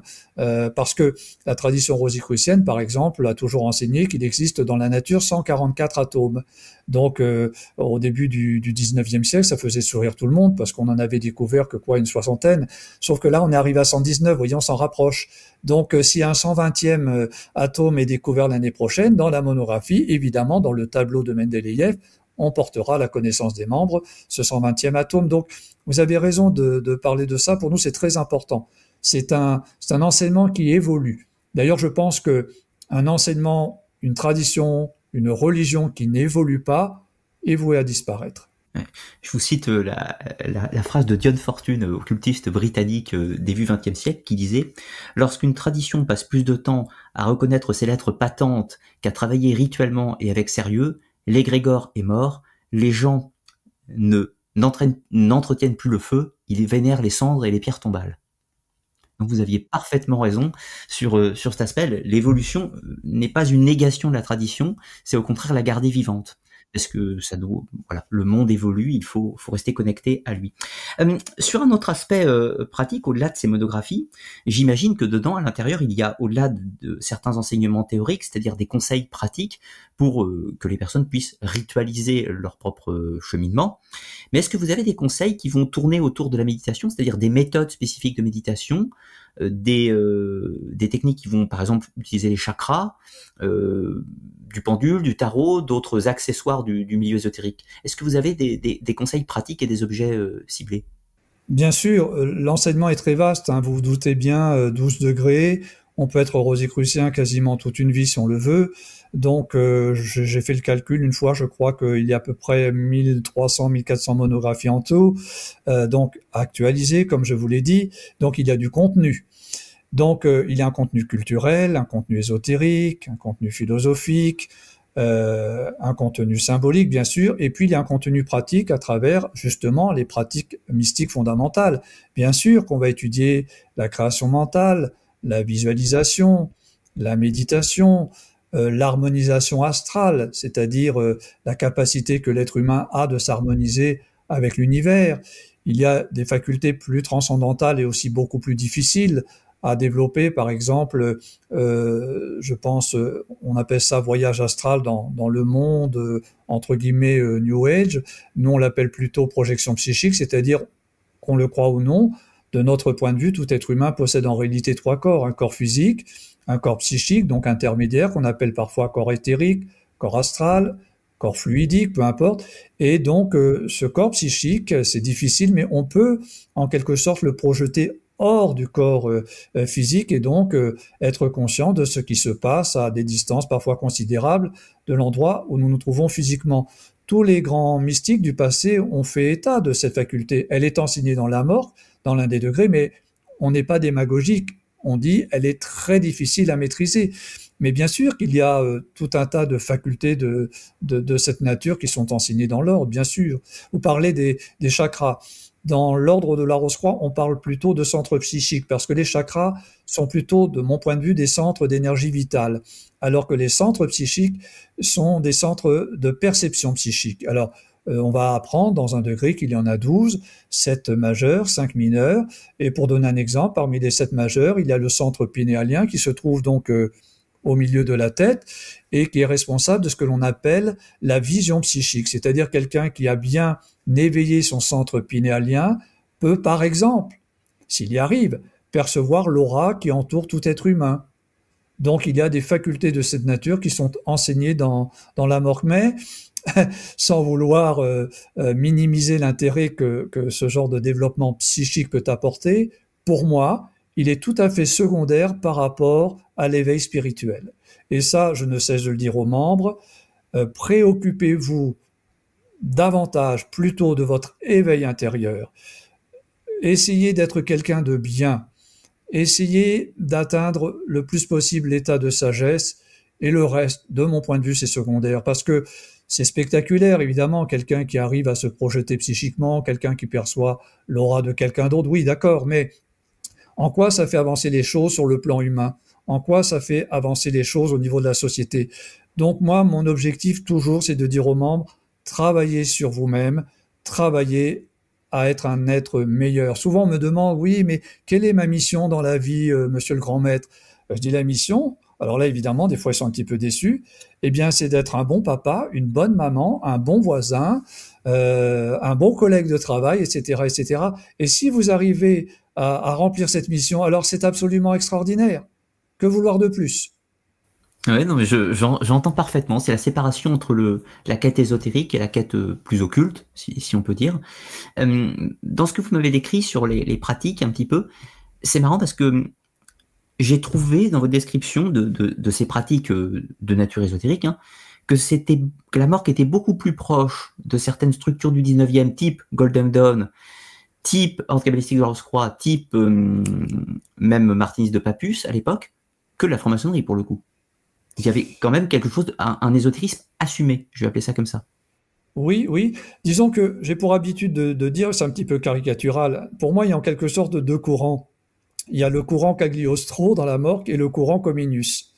Alors Cagliostro, le Rose-Croix, l'invisible, les facultés, les pouvoirs, etc. Bon, il fait partie effectivement de l'enseignement rosicrucien à travers les pratiques dont je vous ai parlé. Ça, c'est vrai.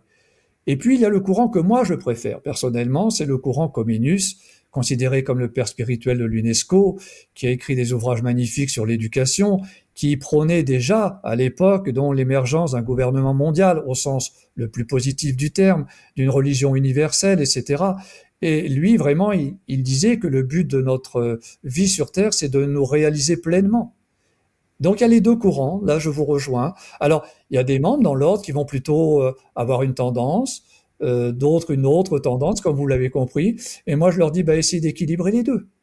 Oui, puis au gré de sa vie, de son âge, de ses expériences, on va Oui. pouvoir aller aussi. Mais ce que vous avez dit était très intéressant puisque ça ressemble énormément au bouddhisme ésotérique Shingon au Japon, Mhm. avec ses pouvoirs, ces siddhi, les gen, Genjutsu, qui sont en fait que des petites manifestations qu'on fait pour s'auto-rassurer et montrer qu'on arrive à faire des choses, mais fondamentalement, ce n'est pas du tout le but, c'est pouvoir, entre parenthèses. Ce n'est que une étape du parcours, si on peut dire. Oui, bah, déjà, si vous me demandiez de quelle religion, entre guillemets, le rosicrucianisme est-il le plus proche, bah, je dirais du bouddhisme. Ah Ça me ouais, c'est paraît, intéressant ça. ça me paraît évident. Bah, le concept de karma, Oui, de karma. réincarnation, de centres psychiques dont certains coïncident avec les chakras. Oui, je pense que quelqu'un qui devient rosicrucien trouve dans le rosicrucianisme les fondements du bouddhisme. Ça, oui, j'en suis convaincu. D'accord, alors ça c'est très très intéressant. C'est la première fois que j'entends ce rapprochement, mais qui est assez logique par rapport à tout ce que vous nous avez expliqué Et depuis le les début de cette bouddhistes émission. eux-mêmes le disent, parce que je connais des bouddhistes, certains viennent nous visiter de temps en temps, on a des discussions, vous imaginez, en plus ils ont beaucoup d'humour, et c'est là qu'on voit qu'effectivement, bah, Oui, il y a des ponts. il y avait, je ne sais plus quel historien, avait dit que le rosicrucianisme, pour lui, c'était le pont entre l'Orient et l'Occident. Et je Mais pense que je c'est vrai, pas et en je pense désaccord. que c'est vrai. Je ne suis pas en désaccord avec cette idée. Nous reste quelques petites questions avant que je vous pose une dernière question qui sera plus personnelle. Tout d'abord, être rosicrucien au quotidien, qu'est-ce que ça implique au niveau éthique de vie particulière? Y a-t-il des interdits alimentaires? Y a-t-il des prescriptions? Y a-t-il des choses qui vont être suggérées ou demandées ou qui soient un objectif du moins pour le Alors, rosicrucien dans sa vie de tous alors, les jours? dans la mort, il n'y a aucun interdit, c'est-à-dire qu'on ne donne aucun conseil quant à la manière de vivre. On ne dit pas vous devez être végétarien, vous ne devez pas boire d'alcool, etc. On ne rentre pas dans ce genre de considération. Il y a dans la mort des végétariens, il y en a qui mangent de la viande, il y en a qui boivent du vin et pourquoi pas. Donc non, ça, on rentre pas du tout dans ces considérations-là. Alors, pour nous être rosicruciens, ben, je vous l'ai dit tout à l'heure, c'est essayer chaque jour d'être un petit peu meilleur que la veille dans son comportement, dans son jugement. Vous avez parlé d'éthique, pour nous c'est très important. J'ai moi-même écrit un petit ouvrage, hein, sans prétention, l'idéal éthique des Rose-Croix. L'idéal éthique des Rose-Croix est fondé, comme vous l'aurez compris, sur l'éveil des vertus dont j'ai parlé tout à l'heure. Donc on recommande aux Rosicruciens, dans la vie de tous les jours, dans la famille, dans le cercle social, familial, bah, d'essayer de donner l'exemple d'un citoyen digne de ce nom. C'est ça la mission de notre vie. D'ailleurs, l'éthique, vous savez, l'éthique par définition, c'est la science du bien. Mais qu'est-ce que le bien? Alors, je sais qu'on vit une époque où on dit mais non, le bien et le mal, tout ça c'est pareil. C'est une question de point de vue, c'est subjectif, parce que ce qui est bien pour l'un peut être mal pour l'autre. Alors là, je dis oui, d'accord, mais enfin quand même, il y a des comportements fondamentalement bons et des comportements fondamentalement mauvais. Et le problème, c'est qu'on fait plus la différence. Moi, je suis désolé, je préfère l'amour que la haine. Je préfère la générosité que l'égoïsme, je préfère la non-violence que la violence, etc., etc. Et on ne pourra jamais me convaincre du contraire. Donc, évidemment, dans les religions, si on se place sur le plan de la doctrine, ce qui est bien pour un chrétien ne l'est pas forcément pour un musulman. Bon, là, on est d'accord, mais c'est au niveau de leur doctrine. Mais au niveau du comportement humain, je suis même convaincu qu'il existe une éthique universelle. Quel que soit le pays que l'on habite, quelle que soit notre nationalité, tout être humain peut devenir meilleur en ce sens qu'il peut cultiver l'intégrité, l'humilité, la générosité, la bienveillance, la non-violence. D'ailleurs, c'est ce que j'invite tous les êtres humains du monde à faire. Ça devrait être notre programme. Il y a cette idée que quand on rejoint l'être intérieur, le surmoi jungien un petit peu, on a cette idée de cette éthique naturelle, ce bien ontologique et ce mal ontologique aussi un petit peu, qui dépasse d'ailleurs totalement les dogmes. Bien sûr, moi, vous voyez, je suis très utopiste, hein. Je rêve d'un monde où les chefs de gouvernement, les chefs d'État diraient à leurs citoyens dans leur discours, écoutez, vous voulez qu'on s'en sorte? Alors on va tous à notre niveau, essayer d'être plus intègres, plus humbles, plus généreux, plus justes, plus équitables. Vous imaginez, le monde change allez, en combien? Allez, en un an. Ce Je serait suis mon d'accord. programme. Si j'étais président, ce serait mon programme. C'est un programme qui se défend. Attention. Maintenant, Oui. posons la question, quel est un petit peu le profil du Rosicrucien type?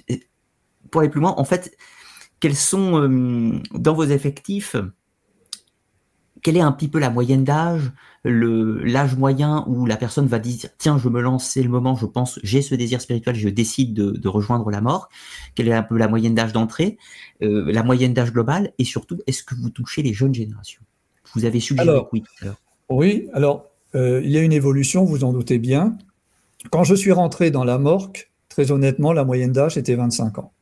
D'accord, c'était jeune. Oui, vraiment, vraiment, c'était la moyenne d'âge, beaucoup d'étudiants, c'était assez incroyable. Et puis évidemment, comme beaucoup d'organisations de ce type, comme d'ailleurs pratiquement toutes les organisations, d'ailleurs qu'elles soient ésotériques ou autres, il y a eu un vieillissement.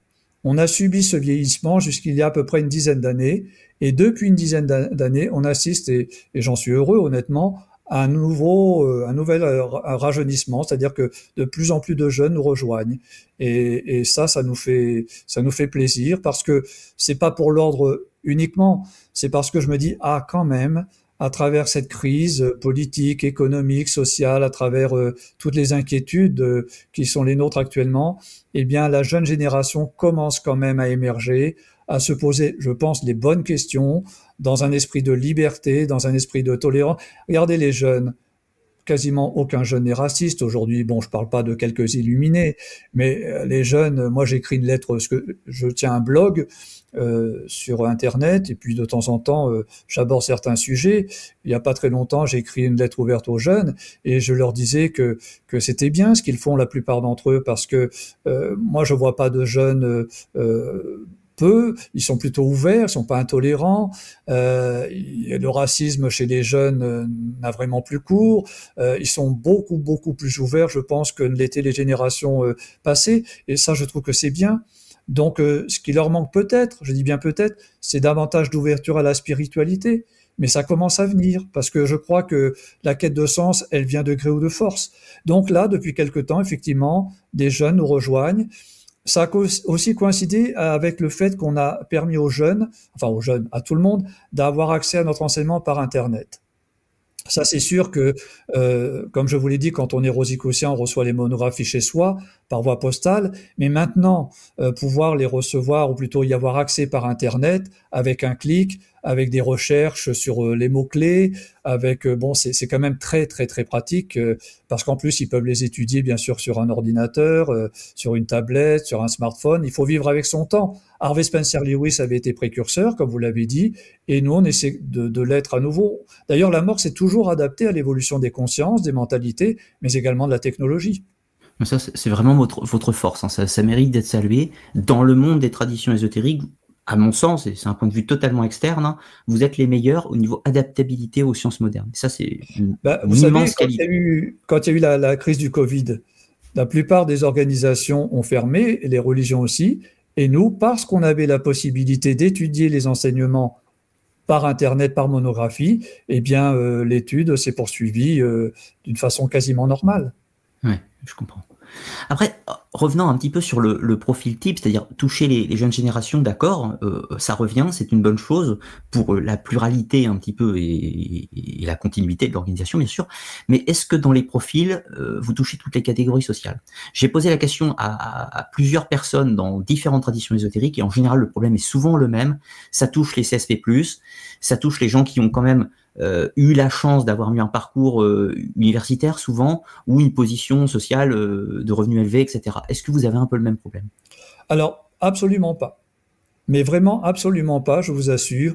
Il y a dans la Morgue des personnes qui appartiennent absolument à toutes les catégories sociales, toutes. Il n'y a pas d'élitisme social, d'élitisme culturel, d'élitisme financier. La cotisation est la même pour tous. Il y a des tarifs réduits, notamment pour les jeunes. Dans les pays en difficulté économique, là aussi, il y a des tarifs réduits parce qu'on essaye de faire en sorte que l'argent ne soit pas un frein. La cotisation à la mort, qu'elle est d'ailleurs raisonnable pour une organisation ce type avec un tel enseignement. Et je vous assure, et ça aussi, ça me plaît énormément dans l'ordre, on va rencontrer évidemment des chefs d'entreprise, des ingénieurs, des médecins, des architectes, mais on va rencontrer des gens beaucoup plus modestes. Je mets vraiment des guillemets, hein, au mot modeste, mais sur le plan social. Et c'est ce beau mélange qui fait que je pense que la Bork est vraiment représentatif de ce qu'est l'humanité. Donc non, je vous assure, vous pourrez le vérifier par vous-même, il n'y a pas du tout d'élitisme de cette nature, du tout. D'accord, mais ça c'est vraiment intéressant parce que encore une fois c'est une grosse force. Hein. Autre chose, bassement technique aussi, mais la Morgue pèse combien de membres, grosso modo, en France à l'état actuel?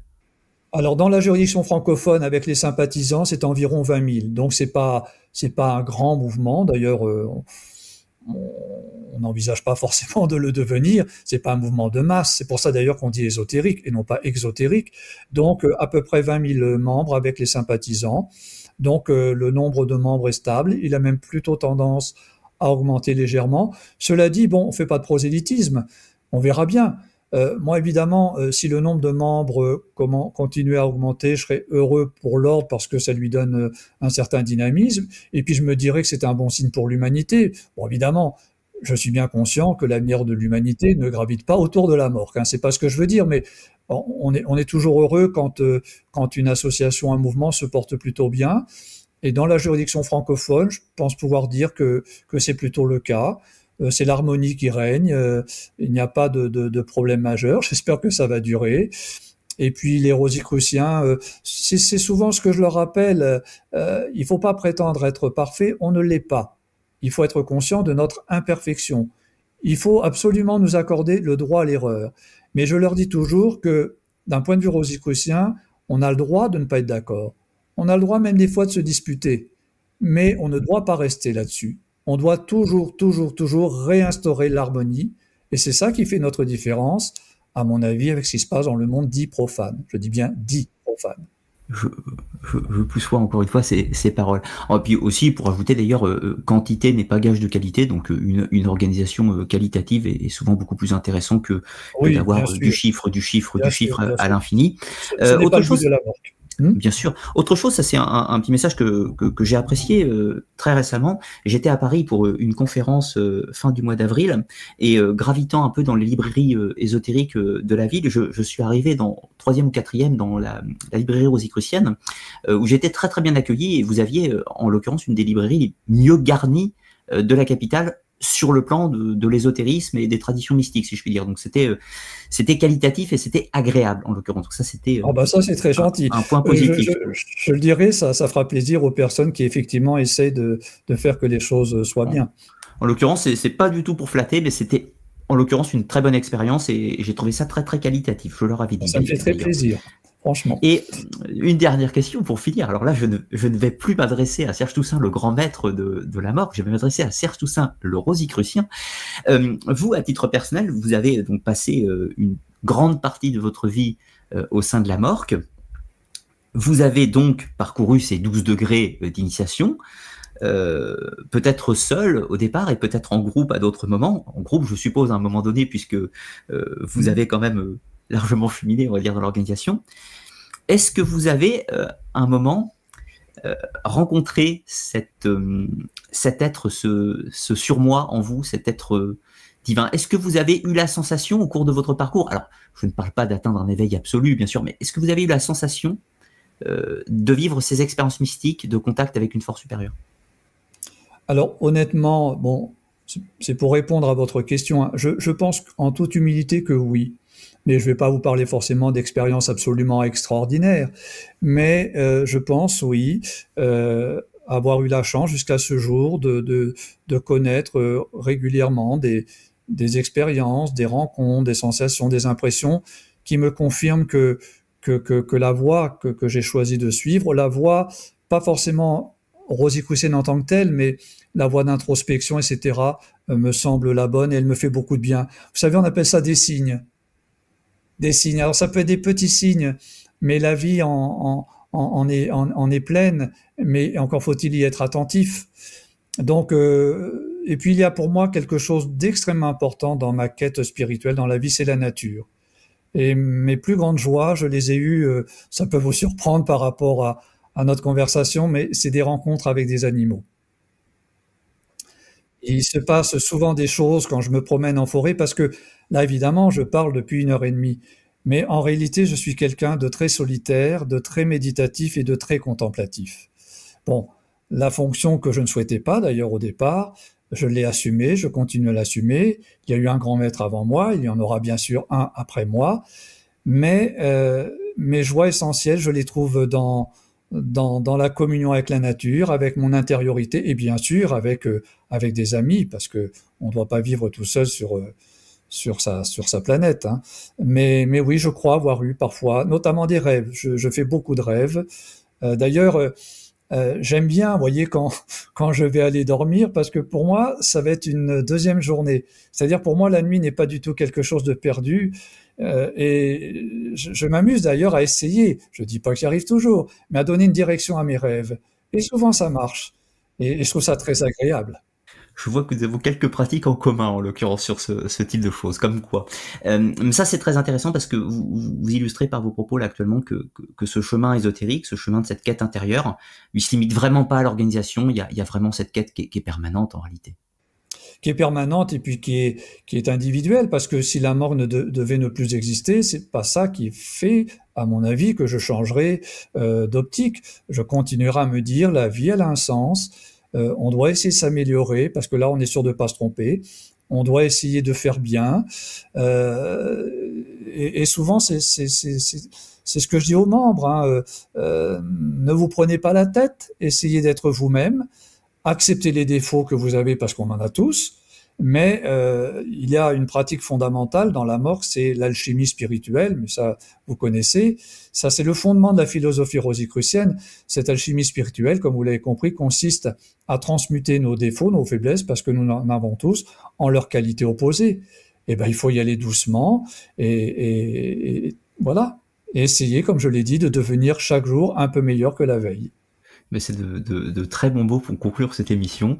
D'ailleurs, ça fait la boucle avec le début, c'est-à-dire quel que soit le nom de l'organisation, Amorque aujourd'hui, elle a eu d'autres noms par le passé, elle en aura probablement d'autres dans l'avenir, mais ça ne change pas cette quête qui a habité les civilisations, les générations et qui nous survivra bien après nous. Est-ce que vous vouliez rajouter un mot pour terminer cet entretien ? Non, j'ai beaucoup apprécié cet entretien. Je ne vous connaissais pas, honnêtement. Je trouve que vous êtes très ouvert d'esprit. C'est très agréable d'échanger avec vous et je vous remercie très sincèrement de nous avoir permis peut-être de mieux nous faire connaître. Eh bien, je vous remercie pour ces gentils mots, mais l'idée c'était vraiment ça, c'était de faire découvrir ce qu'était la mort, ne pas sombrer dans les petits travers habituels, le secret, la théorie du complot, etc. L'idée c'était de présenter sérieusement ce qu'était la mort, que pour ceux qui sont intéressés et qui pourront vous découvrir et vous trouver et en apprendre plus, bien sûr tous nos éditeurs retrouveront tous les liens de la mort, des livres cités en description de la vidéo. Et l'idée c'était de présenter qui vous êtes, ce que vous êtes aujourd'hui, d'où vous venez, et je pense que vous avez amplement répondu à toutes ces interrogations. Merci encore d'être venu pour échanger avec moi. Peut-être y aura-t-il d'autres échanges, peut-être directement au siège de la mort qu'un jour, nous verrons quand cela sera possible en l'occurrence. Tout est possible.